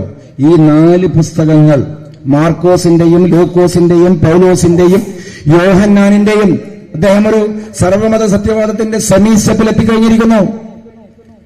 ഈ 4 വേദഗ്രന്ഥങ്ങളും ഇഞ്ചിയിലാണ്. അതേസമയം പൗലോസിന്റെ കുറിപ്പുകൾ അടങ്ങുന്ന അതിനുശേഷമുള്ള 23 പുസ്തകങ്ങൾ ഇഞ്ചിയിലല്ല. അദ്ദേഹം പറയുന്നത് ശരിയല്ല എന്ന് മനസ്സിലാക്കാൻ ഈ ഒരൊറ്റ ആർഗ്യുമെന്റ് മതി. ഞാനൊരു CH മുസ്തഫയെ ടാർഗറ്റ് ചെയ്യുന്നേ ഇല്ല. അദ്ദേഹം ആരോ, നമുക്കെന്തോ. പക്ഷേ അതാണ് ശരിയെന്ന് വിശ്വസിക്കുന്ന നല്ല സഹോദരങ്ങൾ ഒരുപാട് കെണിയിൽ പെട്ടുപോയിട്ടുണ്ട്. പൗലോസ് ജീവിച്ചത് ഈ ലൂക്കോസിന്റെയും മാർക്കോസിന്റെയും കാലത്താണ് എന്ന് മാത്രമല്ല, ലൂക്കോസിന്റെയും മാർക്കോസിന്റെയും ഗുരുവാണ് ഈ പൗലോസ്. അദ്ദേഹം എന്താ പറയുന്നത്? പൗലോസ് പിൽക്കാലത്ത് വന്ന ആളാണല്ലോ. അദ്ദേഹത്തിന് തന്നെ ഭാഷ എടുത്ത് പറഞ്ഞാൽ പ്രവാചകന്റെ കാലഘട്ടത്തിന് ശേഷമാണല്ലോ പൗലോസ് വന്നത്. അതുകൊണ്ട് പൗലോസിന്റെ കുറിപ്പുകളും പൗലോസിന്റെ കത്തുകളും അത് ഇഞ്ചിയിലാക്കുക നിർവാഹമില്ല. അതേസമയം പ്രവാചകന്റെ മുൻകാലഘട്ടക്കാരായ 4 സുവിശേഷകന്മാരുടെ ബൈബിൾ ഇഞ്ചിൽ തന്നെയാണെന്ന് പറയാമല്ലോ. പക്ഷേ ഈ 4 സുവിശേഷകന്മാരുടെ കാലഘട്ടത്തിൽ തന്നെ ജീവിക്കുകയും 4 സുവിശേഷകന്മാരിൽ 2 പേരുടെ ഗുരുവായി ജീവിക്കുകയും ചെയ്ത മനുഷ്യനാണ്, ഉസ്താദായ മനുഷ്യനാണ് ഈ പറയുന്ന പൗലോസ്. അപ്പോ ഉസ്താദിന്റെ ഗുരുവിന്റെ ബൈബിൾ ഇഞ്ചിയിലാവില്ല, ശിഷ്യരുടെ ബൈബിൾ ഇഞ്ചിയിലാകും. ഇത് വെച്ചിട്ടൊക്കെ ഒരു ചർച്ച തന്നെ മുന്നോട്ട് കൊണ്ടുപോകണോ? ഒരു ചർച്ചക്ക് തന്നെ അവിടെ സ്പേസ് ഉണ്ടോ? വിക്കിപീഡിയ നോക്കിയിട്ടൊക്കെ ഫാൾസ് ഡാറ്റ കണ്ടിട്ട് അത് വെച്ചിട്ടൊക്കെ ഒരു ഇസ്ലാമിനെയും ഒരു സർവമത സത്യവാദവും ഉണ്ടാക്കാൻ ഒരാൾ മെനക്കെട്ടാൽ അവിടെ ഒരു ചർച്ചക്ക് സ്പേസ് ഉണ്ടോ എന്നുള്ളതാണ് അവിടെയുള്ള ഒന്നാമത്തെ ആലോചന. മാത്രമല്ല, ഞാൻ ദീർഘിപ്പിക്കുക, ഒറ്റക്കാരെ ആലോചിച്ചു. ഈ 4 പുതിയ നിയമങ്ങളും പറയുന്നത് യേശുവിനെ ക്രൂശിച്ചു, കുരിശിൽ തറച്ചു കൊന്നു, 3-ാം നാൾ ഉയർത്തെഴുന്നേൽപ്പിക്കപ്പെട്ടു എന്നല്ലേ? ദുഃഖവെള്ളി, പെസഹ വ്യാഴം, ദുഃഖവെള്ളി, ഈസ്റ്റർ, 4 ബൈബിൾ അതല്ലേ പറയുന്നത്. ഈ 4 ബൈബിൾ ഇഞ്ചിയിലാണെങ്കിൽ ഇഞ്ചിയിലിറക്കിയ, ഖുർആൻ ഇറക്കിയ ഒറ്റ റബ്ബ് ഇഞ്ചിയിൽ ആ ഒരു നിലപാട് സ്വീകരിക്കുകയും ഈസാ അലൈഹി ഇസ്ലാമിനെ കൊന്നു എന്ന് പറയുന്ന നിലപാട് സ്വീകരിക്കുകയും ഖുർആനിലെത്തുമ്പോ പിന്നെ എന്താ മാറ്റി പറയുന്നത്? വലിഖൗലിഹി മിന്നാ ഖതൽനൽ മസീഹ ഈസ ഇബ്നു മറിയം റസൂലല്ലാഹ് മാ ഖതലൂഹു വമാ ഖതലൂഹു വമാ സ്വലബൂഹു വലകിൻ ശുബ്ബിഹ ലഹും വഇന്നല്ലദീന ഇഖ്തലഫൂ ഫീഹി ലഫീ ശക്കിൻ മിൻ മാ ലഹും ബിഹി മിൻ ഇൽമിൻ ഇല്ല ഇത്തിബാഅ വന്ന വമാ ഖതലൂഹു യഖീനാ. ഖുർആനിൽ ഒരു ആയത്തിന്റെ ഉള്ളിൽ ഒരു വിഷയം 3 വട്ടം റിപ്പീറ്റ് ചെയ്യുന്ന ഏതെങ്കിലും ഒരു കാര്യമുണ്ടെങ്കിൽ അത് യേശുവിനെ ക്രൂശിച്ചതുമായി ബന്ധപ്പെട്ടുള്ള വിവാദങ്ങളുടെ നിജസ്ഥിതി ബോധ്യപ്പെടുത്താനാണ്. വേറൊരു ആയത്തിലും ആ ഒരു ഘടന കാണാൻ കഴിയില്ല. എന്താ പറയുന്നത്? അവര് പറയുന്നു മസീഹുല്ലാഹി ഈസാ അലൈഹി ഇസ്ലാമിനെ നമ്മൾ കൊന്നു. പക്ഷേ വിശുദ്ധ ഖുർആൻ പറയുന്നു കൊന്നിട്ടില്ല. മാ ഖതലൂഹു വമാ സലബൂഹു. കൊന്നിട്ടില്ല എന്ന് മാത്രമല്ല, കുരിശിൽ തറക്കാൻ പോലും അവർക്ക് പറ്റിയിട്ടില്ല. കുരിശിൽ തറക്കുന്നതിന് മുമ്പ് തന്നെ ആകാശത്തേക്ക് ഉയർത്തപ്പെട്ടു എന്നർത്ഥം. വലാകിൻ ശുബ്ബിഹ ലഹും. അവർക്ക് അവിടെ ഒരു കൺഫ്യൂഷൻ ഉണ്ടായതാണ്. ആ കൺഫ്യൂഷനെ കുറിച്ച് ഖുർആൻ പറയുകയാണ്. ആ കൺഫ്യൂഷൻ, ഈ വിഷയത്തിൽ സംശയം പറയുന്നവർ സന്ദേഹികൾ മാത്രമാണ്. മാലഹും ബിഹി മിൻ ഇൽമിൻ. അവർക്കൊരുറപ്പുമില്ല. ഇല്ലത്തിബാഅൽ തന്നെ കേട്ടുകേൾവിയെയും അനുമാനങ്ങളെയും പിൻപറ്റുക മാത്രമാണ് ചെയ്യുന്നത്. പക്ഷെ ഖുർആന്റെ ഒരു പ്രയോഗം നോക്കൂ. ഈ വിഷയത്തിൽ അവർക്ക് ഉറപ്പുമില്ല, പക്ഷെ എനിക്കുറപ്പുണ്ട്. ഖുർആൻ പറയുകയാണ് വമാ ഖതലൂഹു. അവർ കൊന്നിട്ടില്ല കേട്ടോ, അവർക്കില്ലാത്ത ഉറപ്പ് എനിക്കുണ്ട്. യഖീന. ഖുർആനിൽ വേറൊരു ശൈലി അങ്ങനെ കാണിച്ചു തരാൻ പറ്റുമോ? ഒറ്റായത്തിൽ 3 വട്ടം റിപ്പീറ്റ് ചെയ്യുന്നു. എന്തുകൊണ്ടായിരിക്കും അത്? കാരണം ലോകത്ത് ഭൂരിപക്ഷ സമൂഹം ഈ കാലഘട്ടത്തിൽ ക്രൈസ്തവ സമൂഹമാണ്. ആ ക്രൈസ്തവ സമൂഹത്തിന്റെ ആർഗ്യുമെന്റ്, ജീസസ് ക്രിസ്തുമായി ബന്ധപ്പെട്ട ആർഗ്യുമെന്റ് ഖുർആന്റെ വെളിച്ചത്തിൽ പരിശോധിക്കപ്പെടാൻ കൂടുതൽ ന്യായമുണ്ട്, സാധ്യതയുണ്ട്. അതുകൊണ്ടത് ഗൗരവമുള്ള വിഷയമാണ്. ഇത്രയും കോടിക്കണക്കിന് മില്യൺ കണക്കിന് ആളുകൾ അങ്ങനെയാണ് വിശ്വസിക്കുന്നത്. അതുകൊണ്ട് വിശുദ്ധ ഖുർആന് പ്രാധാന്യപൂർവ്വം ഒരു വചനത്തിൽ 3 വട്ടം റിപ്പീറ്റ് ചെയ്യുകയാണ്. കൊന്നിട്ടില്ല കേട്ടോ, കുരിശിൽ തറക്കുക പോലും ചെയ്തിട്ടില്ല കേട്ടോ. സംശയം നിങ്ങൾക്ക് ബാക്കിയുണ്ടെങ്കിൽ സംശയം നിങ്ങൾക്ക് ബാക്കി വേണ്ട. വമാ ഖതലൂഹു യഖീന. ഇതാണ് ഖുർആന്റെ സ്റ്റെപ്പ്. ഈ ഖുർആന്റെ ആയത്ത് ഉണ്ടായിരിക്കെയാണ് ഈ ഖുർആന്റെ വളരെ പ്രഖ്യാതമായിട്ടുള്ള ആ നിലപാട് ഖുർആനിൽ സ്പഷ്ടമായി കാണാൻ കഴിയുന്നുവെന്നിരിക്കെ പിന്നെ എങ്ങനെയാണ് ഖുർആൻ പണ്ഡിതൻ എന്നൊക്കെ പറയുന്നൊരു മനുഷ്യന് ഈ പറയുന്ന പുതിയ നിയമം ഇഞ്ചിയിലാണ് എന്ന് പറയാൻ കഴിയുക? ആ കല്യാണത്തിന്റെ കാര്യം ഇത് വെച്ച് പറയണ്ടെന്നേ 1ാം സ്റ്റെപ്പിൽ നമുക്ക് പറയാനുള്ളൂ. ക്രൈസ്തവ കുട്ടികളും മുസ്ലിം കുട്ടികളും തമ്മിൽ കല്യാണം കഴിക്കുന്നു എന്നൊക്കെയുള്ള ചർച്ച പൊതുസമൂഹത്തിൽ കൊണ്ടുവരാൻ പോലും പാടില്ല. ആരാണ് ഇതൊക്കെ കൊണ്ടുവരുന്നത്? നമ്മളല്ല. അനാവശ്യമായൊരു പ്രോപ്പഗണ്ട ഇവിടെ നടക്കുമ്പോ ആ ഭാഗത്തേക്കൊന്നും വാതിൽ തന്നെ തുറക്കാൻ പാടില്ലായിരുന്നു. യൂറോപ്പിന്റെ പല രാജ്യങ്ങളിലും മൈനോറിറ്റി ആയവുകളുണ്ട്. അത് അവിടെയുള്ള സാഹചര്യമാണ്. അവിടെ നിസ്കാരം 5 വക്ത നിസ്കാരവും ഒറ്റ നടത്താം എന്ന് പറയുന്ന ഫത്വകളുണ്ട് യൂറോപ്പിൽ. കാരണം എന്താ?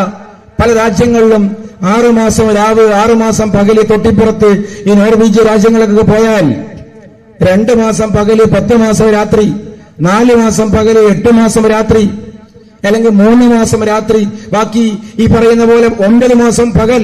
ഈ ഘടനയാണുള്ളത് പല രാജ്യങ്ങളിലും.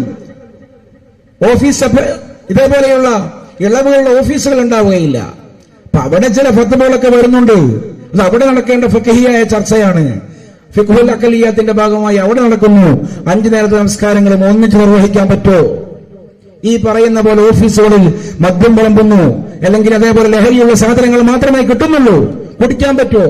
ആ ചർച്ച എന്തിനാണ് പൊടിതട്ടി പുനരാനയിച്ച് കേരളത്തിൽ കൊണ്ടുവരേണ്ട കാര്യം എന്താണ്? സർവമത സത്യവാദത്തിന്റെ ചെലവിലാണ് അതിനൊക്കെ മൈലേജ് കിട്ടുന്നത്. ഞാൻ ആരെയും ആക്ഷേപിക്കുകയല്ല. ഇങ്ങനെയുള്ള ഒരു സംസ്കാരവും സംവിധാനവും വ്യാപകമായുള്ള പ്രശ്നം എന്താണ് എന്ന് ചോദിച്ചാൽ അടിസ്ഥാനപരമായി ഇസ്ലാമിന്റെ ഭംഗി ഇവിടെ നിലനിൽക്കില്ല എന്നുള്ളതാണ്. അവർക്കാണ് കൂടുതൽ ആയുധമാവുക. നമ്മളെ പരിഹസിക്കാനായി ഞാൻ എന്റെ വാക്കുകൾ അവസാനിപ്പിക്കുകയാണ്. അവരതിനു വേണ്ടി മാത്രം ഒരു ഭാഗത്ത് ഇവരുടെ ന്യായം എന്താ അറിയോ? നിങ്ങളിങ്ങനെ കടുംപിടുത്തം പിടിച്ചാൽ യുക്തിവാദികൾക്കും സ്വാതന്ത്ര്യന്തവർക്കും ഇസ്ലാമിനെ കുറിച്ച് നല്ല അഭിപ്രായം ഉണ്ടാകൂല. ഇനി കടുംപിടുത്തം പിടിച്ചില്ല എന്ന് കൂട്ടിക്കോ, എല്ലാം അവര് പറയുന്ന പോലെ വ്യാഖ്യാനിച്ചാൽ ഈ പറയുന്ന യുക്തിവാദികൾക്കും സ്വാതന്ത്ര്യന്തവർക്കും ഇസ്ലാമിനെ കുറിച്ച് നല്ല അഭിപ്രായം ഉണ്ടാകുമോ? ഇല്ല, അവർക്ക് നല്ല അഭിപ്രായമില്ല എന്ന് മനസ്സിലാക്കിയിട്ട് മാറ്റാനുള്ളതാണോ ഇസ്ലാം? ഒരറിവിന്റെ ബലത്തിലാണെങ്കിൽ അങ്ങനെയെങ്കിലും സമാധാനിക്കാമായിരുന്നു. ഞാനിപ്പോ പറഞ്ഞ അതേ കക്ഷി ഹദീസുകളുടെ കൂട്ടത്തിൽ ഇന്നൊരു എക്സാമ്പിൾ. അന്ത്യനാളെടുത്താൽ പടിഞ്ഞാറിൽ നിന്ന് സൂര്യൻ ഉദിക്കില്ല എന്ന് പറയുന്ന വലിയൊരു ആർഗ്യുമെന്റ് ഇപ്പോ ഏറെ കറങ്ങുന്നുണ്ട്. അത് ഇവിടെയുള്ള മുസ്ലിയാക്കന്മാർ പുരോഹിതന്മാരുണ്ടാക്കിയ ഹദീസാണെന്നാണ് പറയുന്നത്. കാരണം അദ്ദേഹം പറയുന്നത്, അവരെ പോലെയുള്ള ആളുകൾ പറയുന്നത് സൂര്യൻ ഉദിക്കുന്ന ഭാഗത്തിന്റെ പേരാണ് കിഴക്ക്, അല്ലാതെ ഒരു നിർണിതമായ കിഴക്ക് ഭാഗം പ്രപഞ്ചത്തിനില്ല എന്ന് പറയുന്ന ആഗോള പൊട്ടത്തരമാണ് അവർ പ്രചരിപ്പിച്ചുകൊണ്ടിരിക്കുന്നത്. സൂര്യൻ പടിഞ്ഞാറിൽ നിന്ന് ഉദിക്കുക എന്നുള്ളത് ഭൂമിയിൽ സാധ്യമല്ല പോലും. ആരാണ് ഈ പറയുന്നത്? എങ്ങനെയാണ് ഭൂമിയിൽ 4 ദിശയുണ്ടായത് എന്ന ബേസിക് 4ാം ക്ലാസ്സിൽ സ്കൂളിൽ പഠിക്കുന്ന ഒരു പരിസ്ഥിതി ശാസ്ത്രം അറിയുന്ന ഒരു കുട്ടിയോട് ചോദിച്ചാൽ ആർഗ്യുമെന്റ് പറയുമായിരുന്നോ? ധ്രുവനക്ഷത്രം പോളറൈസിന്റെ ഭാഗം വടക്ക്, നേരെ വിപരീത ഭാഗം തെക്ക്. ഒരാൾ വടക്ക് ഭാഗത്തേക്ക് തിരിഞ്ഞാൽ ഇടത് കൈയുടെ ഭാഗം പടിഞ്ഞാറ്, ഒരാൾ വടക്ക് ഭാഗത്തേക്ക് തിരിഞ്ഞാൽ വലത് കൈയുടെ ഭാഗം കിഴക്ക്. ഇതല്ലേ ഭൂമിയിൽ എല്ലായിടത്തുമുള്ളല്ലോ ഇതല്ലേ? എന്നിട്ട് അദ്ദേഹം പറയുകയാണ്, കിഴക്ക് എന്ന് പറയുന്ന ഒരു ഭാഗമില്ലപ്പോൾ സൂര്യൻ ഉദിക്കുന്ന ഭാഗം ഏതാണോ ആ ഭാഗത്തിന്റെ പേരാണ് കിഴക്ക്. ആര് പറഞ്ഞു? അങ്ങനെ ഇസ്ലാമിന്റെ പ്രമാണത്തിലുണ്ടോ? ഉണ്ടാവില്ല. അങ്ങനെ ആസ്ട്രോണമി പുസ്തകത്തിലുണ്ടോ? ഇല്ല. ജോഗ്രഫി പുസ്തകത്തിലുണ്ടോ? ഇല്ല. ഒരു ഫേക്ക് ഡാറ്റ അപ്ലോഡ് ചെയ്യപ്പെട്ട ഏതെങ്കിലും വിക്കിപീഡിയ താളിലുണ്ടോ? സ്വന്തം കണ്ടെത്തലാണ് ഇതൊക്കെ. ഒരിക്കലും അങ്ങനെയല്ല. സൂര്യൻ പടിഞ്ഞാറിൽ നിന്ന് ഉദിക്കുക സാധ്യമാണെന്ന് മാത്രമല്ല, അതിമനോഹരമായിട്ട് സാധിക്കും, യാതൊരു സംശയവുമില്ല. സൂര്യൻ ഇപ്പൊ ഉദിക്കുന്നത് എങ്ങനെയാ? സൂര്യൻ ഉദിക്കുന്നത് പടിഞ്ഞാറിൽ നിന്ന് കിഴക്കിലേക്കാണ് ഭൂമി കറങ്ങുന്നത്. പടിഞ്ഞാറിൽ നിന്ന് കിഴക്കിലേക്ക് ഭൂമി കറങ്ങുമ്പോ സ്വാഭാവികമായി ഭൂമിയുടെ കിഴക്കേ ഭാഗത്താണ് ആദ്യമായി പകലുണ്ടാവുക. ഭൂമിയുടെ കിഴക്കേ എൻഡ് എന്ന് പറയുന്നത്, ഭൂമിയുടെ കിഴക്കേ എൻഡ് എന്ന് പറഞ്ഞാൽ 180 ഡിഗ്രി ലോങ്ങിറ്റ്യൂഡ് ഈസ്റ്റ് ഭാഗം എന്ന് പറയുന്നത് റഷ്യയുടെയും സൈബീരിയയുടെയും ഫിജിയുടെയും ന്യൂസിലാൻഡിന്റെയും ആലയിന്റെ അപ്പുറത്തുള്ള കിരിബാത്തി എന്ന് പറയുന്ന പ്രദേശമാണ്. ഭൂമിയിൽ നിന്ന് ആദ്യമായി പകലുണ്ടാകുന്ന പ്രദേശം കിരിബാത്തിയാണ്. കിരിബാത്തിയിൽ നിന്ന് പകൽ ആരംഭിക്കും. പിന്നെ അത് ഈ പറയുന്ന പോലെ ലോങ്ങിറ്റ്യൂഡ് 180ലേക്ക് 170ലേക്ക് 160ലേക്ക് 180ലേക്ക് ഇങ്ങോട്ടേക്ക് വരികയാണ്. പടിഞ്ഞാറോട്ട് വരികയാണ്. ഫിജിയിൽ വരും, ന്യൂസിലാൻഡിൽ വരും, സൈബീരിയയിൽ വരും, റഷ്യയിൽ വരും, ദക്ഷിണേഷ്യ രാജ്യങ്ങളിൽ വരും, പിന്നെ അത് മധ്യേഷ്യ രാജ്യങ്ങളിലേക്ക് വരും, പിന്നെ അത് ആഫ്രിക്കയിലേക്ക് അല്ലെങ്കിൽ GCCയിലേക്ക് വരും, യൂറോപ്പിലേക്ക് പോകും, അമേരിക്കയിലേക്ക് പോകും. ആദ്യം റഷ്യയുടെ ഭാഗത്ത് പകലുണ്ടാകുന്നു, അവസാനം അമേരിക്കയുടെ ഭാഗത്ത് പകലുണ്ടാകുന്നു. എന്തുകൊണ്ട്? ഭൂമി ഇപ്പൊ കറങ്ങുന്നത് പടിഞ്ഞാറിൽ നിന്ന് കിഴക്കിലേക്കാണ്. പക്ഷേ പടിഞ്ഞാറിൽ നിന്ന് കിഴക്കിലേക്ക് ഭൂമിയെ കറക്കുന്ന പടച്ചവന്, ഇതല്ലേ ഇസ്ലാമിക വിശ്വാസം? കിഴക്കിൽ നിന്ന് പടിഞ്ഞാറിലേക്കും ഭൂമിയെ കറക്കാൻ പറ്റിയേ പറ്റൂ, അല്ലേ? അള്ളാഹ്ക്ക് നിർബന്ധമുണ്ടോ ഭൂമിയെ പടിഞ്ഞാറിൽ നിന്ന് കിഴക്കിലേക്കേ കറക്കാവൂ എന്ന്? അള്ളാന്റെ സൃഷ്ടിയാണ് സൂര്യൻ, അള്ളാന്റെ സൃഷ്ടിയാണ് ഭൂമി, അള്ളാന്റെ സൃഷ്ടിയാണ് ഈ പറയുന്നതെല്ലാം. അപ്പൊ ഇപ്പൊ സൂര്യനെ പടിഞ്ഞാറിൽ നിന്ന് കിഴക്കിലേക്ക് കറക്കാൻ പറ്റുമെങ്കിൽ ആ ഘടന സൂര്യന് കൊടുത്ത പടച്ചറബിന് കിഴക്കിൽ നിന്ന് പടിഞ്ഞാറിലേക്കും സൂര്യനെ കറക്കാൻ പറ്റണം. ഒരു ദിവസം അങ്ങനെ സംഭവിച്ചാൽ എന്തുണ്ടാകുമെന്നറിയുമോ? ലോകത്ത് ആദ്യമായി പകലുണ്ടാവുക അമേരിക്കയിലെ അലസ്കയിലായിരിക്കും. ജോഗ്രഫി അറിയുന്ന ഒരു ബേസിക് ജോഗ്രഫി അറിയുന്നവർക്ക് മനസ്സിലാക്കുവാൻ പറ്റും ആ കാര്യം. ഇവിടെ സർവമത സത്യവാദം ഇറക്കുമതി ചെയ്യുന്ന വലിയ പണ്ഡിറ്റുകൾക്ക് മനസ്സിലാവാത്തത് അവർക്ക് അഞ്ഞവും മഞ്ഞളും അറിയാത്തത് കൊണ്ടാണ്. ഈ പറയുന്ന ഘടന ഇങ്ങോട്ട് കറങ്ങുന്ന ഭൂമി ഇങ്ങോട്ട് കറങ്ങിയിരുന്നുവെങ്കിൽ ലോകത്ത് ആദ്യമായി പകലുണ്ടാവുക ഇപ്പൊ അവസാനമായി പകലെത്തുന്ന അമേരിക്കയിലെ അലസ്കയിലായിരിക്കും. അവസാനമായി പകലെത്തുക ഇപ്പൊ ആദ്യമായി പകലെത്തുന്ന റഷ്യയുടെ അപ്പുറത്തുള്ള കിരിബാത്തിയിലുമായിരിക്കും. പ്രവാചകൻ അത് വൃത്തിക്ക് പറഞ്ഞു. ഒരു ദിവസം സൂര്യനെ കാണുക പോലുമില്ല. അതാണ് അതിന്റെ ശാസ്ത്രീയത. കാരണം നമ്മളെ കടന്നുപോകുന്ന സൂര്യൻ മറുപുറത്തേക്ക് വരുമ്പോ നമുക്ക് ഒരു ദിവസം മുഴുവനും 24 മണിക്കൂർ മുഴുവനും നമുക്ക് സൂര്യന്റെ വെളിച്ചം കാണുക സാധ്യമല്ലാത്തൊരു സ്ഥിതി വരും. ഭൂമി അത് കറങ്ങുന്നത് എങ്ങനെയാണെന്ന് നോക്കിയാൽ ഹദീസുകളെ കൃത്യമായിട്ട് മനസ്സിലാക്കുവാൻ കഴിയും. ഇത്തരം സ്വന്തം അറിവുകോട് കൊണ്ട് ബോധ്യമാകാത്ത ഹദീസുകൾ മുഴുവനും അത് തള്ളിയിട്ട് ഇത്തരം ഹദീസുകൾ സമൂഹത്തോട് പറഞ്ഞാൽ, യുക്തിവാദികളോട് പറഞ്ഞാൽ, നിരീശ്വരവാദികളോട് പറഞ്ഞാൽ, സ്വതന്ത്ര ചിന്തകളോട് പറഞ്ഞാൽ അവർ ഇസ്ലാമിനെ കുറിച്ച് പുച്ഛിച്ച് തള്ളില്ലേ? അതുകൊണ്ട് ഇതേപോലെയുള്ള ഹദീസുകൾ പറയണ്ട എന്ന് പറയുന്നവരുടെ വിഡ്ഢിത്തം കണ്ടാലും കേട്ടാലുമാണ് സമൂഹം ഇസ്ലാമിനെയും അവരെയും പുച്ഛിച്ച് തള്ളുക. അവര് ബേസിക്കലി ഇത് പഠിക്കാൻ തയ്യാറാവുകയാണ് വേണ്ടത്. വാസ്തവം അതാണ്. വിശുദ്ധ ഖുർആൻ ഇന്നലെയോ മെനയാന്നെങ്ങാനും ഇവിടെയുള്ള ഒരു എക്സ് മുസ്ലിം അതൊരു വേദി കിട്ടിയപ്പോൾ ഞാൻ പറയുകയാണ്, എന്റെ ഒരു സ്വർഗത്തെ സംബന്ധിച്ചിട്ടുള്ള ഒരു പരാമർശം ക്ലിപ്പാക്കിയിട്ട് ഹൈത്തമി റോസ്റ്റ് എന്നൊക്കെ പറഞ്ഞുകൊണ്ട് ഫേസ്ബുക്കിൽ പോസ്റ്റ് ചെയ്ത് കണ്ടു. അത് കണ്ടാൽ ഞാൻ മൈൻഡ് ചെയ്യാറൊന്നുമില്ല, ഒരുപാട് ആളുകൾ അങ്ങനെ ചെയ്യലുമുണ്ട്. അതേസമയം ഇത് ഒരുപാട് ഉസ്താദുമാർ പോലും എനിക്ക് അയച്ചു. ഒന്ന് ട്രെയിനിൽ ഞാൻ വരുമ്പോഴും 2-3 ഉസ്താദുമാർ അയച്ചായിരുന്നു. ഇന്നലെയോ മെനിയാന്നുമാണ് ആ കക്ഷി, ഞാൻ ആ കക്ഷിന്റെ പേര് പറയുന്നില്ല, അത് അപ്ലോഡ് ചെയ്തത്. എന്താ അവർക്ക് പരാതി?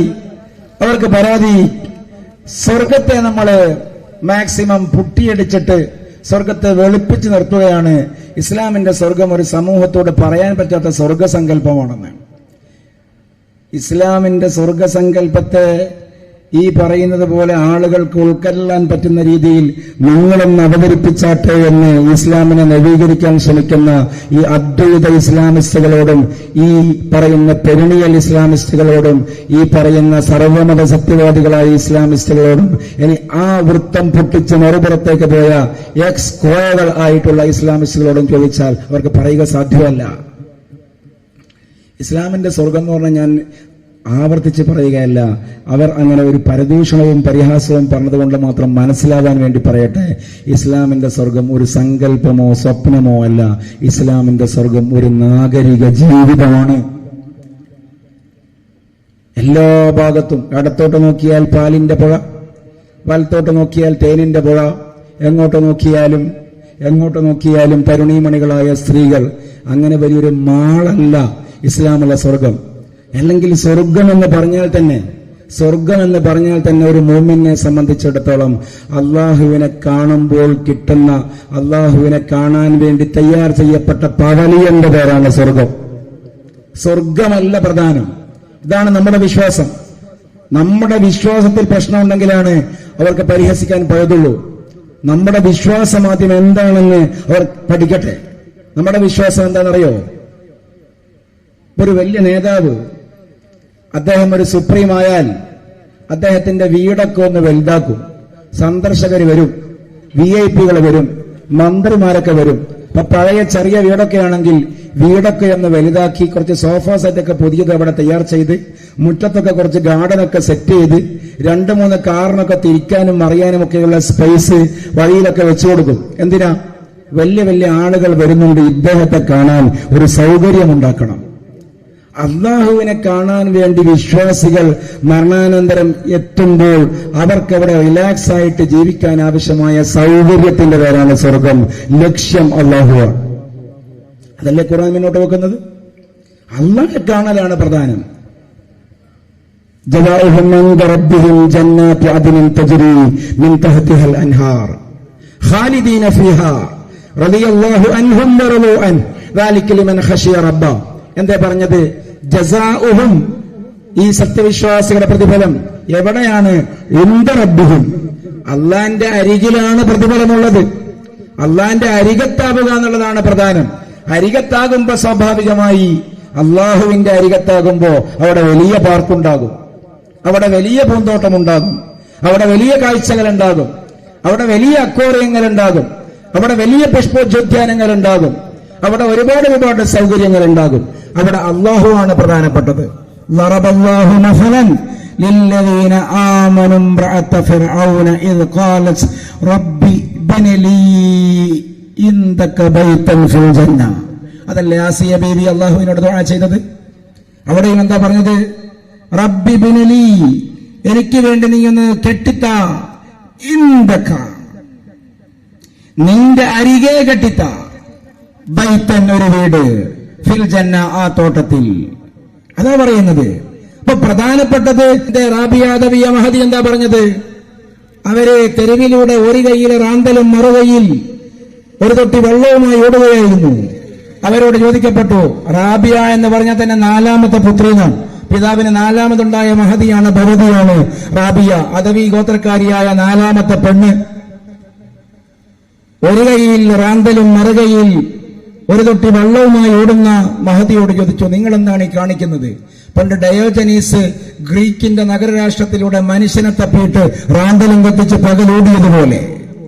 അപ്പൊ റാബിയ അദവിയ പറഞ്ഞു, ഞാൻ ഈ റാന്തല് കൊണ്ട് സ്വർഗം കത്തിക്കാൻ പോവാണ്. ഞാൻ ഈ തൊട്ടി വെള്ളം കൊണ്ട് നരകം കെടുത്താനും പോവുകയാണ്. അല്ല മഹദി, നിങ്ങൾ എന്തൊക്കെയാണ് ഈ പറഞ്ഞു കൂട്ടുന്നത്? ഞാൻ സ്വബോധത്തിൽ തന്നെ പറയുകയാണ്, എന്തെങ്കിലും ഭ്രാന്ത് പറയുകയല്ല. കാരണം ആളുകൾക്ക് സ്വർഗം വേണം, സ്വർഗത്തിന് വേണ്ടിയാണ് അമല് ചെയ്യുന്നത്.